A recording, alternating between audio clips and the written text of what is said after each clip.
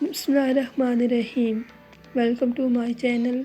चेहरे का मैल साफ़ करने के लिए जौ के आटे के इस्तेमाल से भी चेहरे का मैल साफ़ हो जाता है।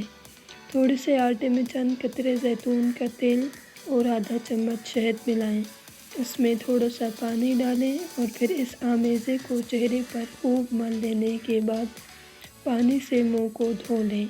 जौ का आटा बाज़ार से बआसानी मिल जाता है और आप ग्राइंडर में साबित जौ पीस भी सकती हैं।